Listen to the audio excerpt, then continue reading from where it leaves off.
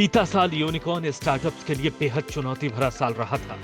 इस दौरान दुनिया भर में कई स्टार्टअप्स ने अपना यूनिकॉर्न यानी $1 अरब वैल्यूएशन का टैग गंवा दिया था। हालांकि भारत में पिछले साल संकट में घिरे एडुटेक स्टार्टअप बायजूस को छोड़कर किसी और यूनिकॉर्न को झटका नहीं लगा था। लेकिन ये सब बीती बात हो चुकी है। अनुमान जताया जा रहा है कि भारतीय स्टार्टअप इकोसिस्टम में यूनिकॉर्न की संख्या 2024-25 में 20% तक बढ़ सकती है। इसकी वजह है कि करीब 20 कंपनियां तेजी से यूनिकॉर्न बढ़ने की तरफ कदम बढ़ा रही हैं। पिछले साल फंडिंग विंटर समेत दूसरी समस्याओं की वजह से केवल जेप्टो और इनक्रेड ही यूनिकॉर्न क्लब में एंट्री पाने में कामयाब रहे थे।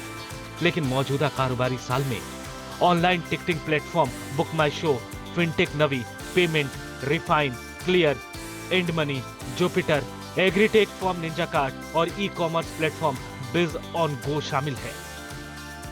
इन सभी की वैल्यूएशन 60 से $93 करोड़ के बीच है। जो दो कंपनियां फिनिश लाइन के सबसे करीब हैं, वो है फिनटेक टर्ट लमिंट और पेमेंट, जिनकी वैल्यूएशन $90 करोड़ से ज्यादा है। यूनिकॉर्न क्लब में सबसे ज्यादा दबदबा फिनटेक कंपनियों का है। यहां तक कि सुनिकॉर्न में भी करीब 1/3 फिनटेक है। यही नहीं, इस साल जिन स्टार्टअप्स के यूनिकॉर्न क्लब में शामिल होने की उम्मीद है, उनमें भी आधे फिनटेक हैं। फिनटेक सेक्टर के जबरदस्त ग्रोथ की वजह डिजिटल पेमेंट्स में आई तेजी है। इसके साथ ही सरकार की तरफ से मदद मिलने से भी फिनटेक को भरपूर फायदा मिल रहा है।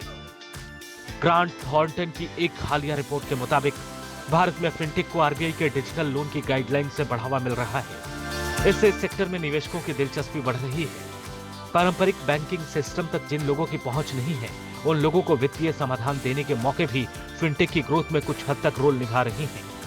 विकासशील देशों में तो फिनटेक कंपनियों के डिजिटल इनोवेशन ने लोगों को पारंपरिक बैंकिंग से अलग हटकर वित्तीय लेन देन के ढेरों मौके मुहैया कराए हैं।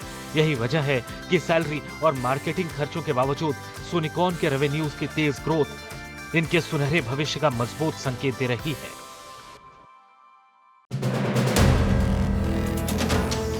वीडियो पसंद आया तो हमें लाइक, कमेंट, शेयर और सब्सक्राइब जरूर करें।